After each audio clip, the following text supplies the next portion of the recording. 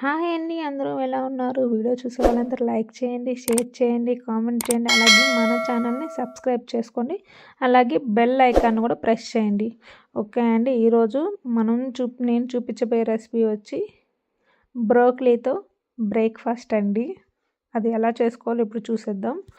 బ్రోకలీని నీట్గా కట్ చేసుకొని చూసుకోవాలండి. ఏమన్నా పురుగులు ఎట్టాటివి ఏమైనా ఉంటాయేమని చూసుకొని బాగా నీట్గా వాష్ చేసుకొని వాటర్లో వేసుకొని బాగా వాష్ చేసుకొని వేరే బౌల్లోకి తీసుకోవాలండి. తీసుకున్న వెంటనే కొంచెం సాల్టు, అలాగే 4-5 వెల్లుల్లి రెమ్మలు, ఒక పచ్చిమిర్చి, కొంచెం గరం మసాలా, అలాగే కొంచెం ధనియాల పొడి, అలాగే కొంచెం జీలకర్ర పొడి, కొంచెం కారం, అలాగే కొంచెం పసుపు, కొంచెం అల్లం అన్నీ వేసుకొని బాగా మిక్సీలో వేసుకొని మిక్సీ చేసుకోవాలండి. మిక్సీలో చేసేసుకున్న తర్వాత మెత్తగా పేస్ట్ చేసుకోవాలి. పేస్ట్ చేసి పెట్టుకున్న దాంట్లోకి కొంచెం బియ్యపిండి, అలాగే కొంచెం శనగపిండి వేసుకొని బాగా నేను చూపించిన విధంగా బాగా మిక్స్ చేసుకోవాలండి.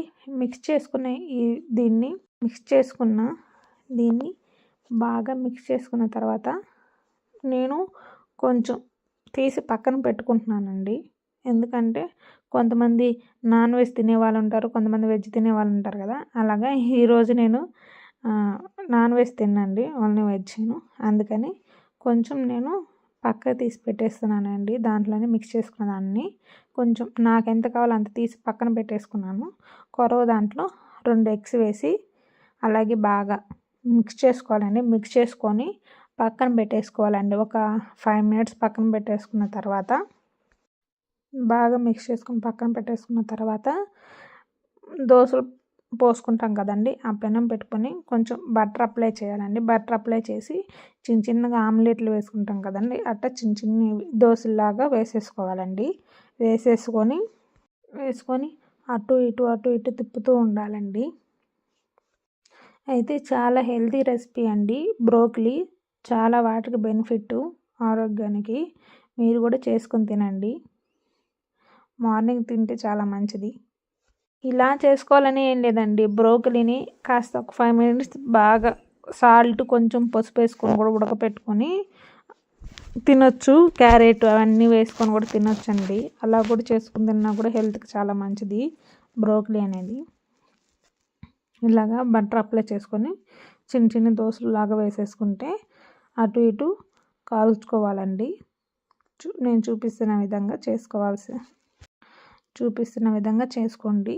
చాలా ఈజీ అండి, చాలా టేస్ట్గా ఉంటుంది.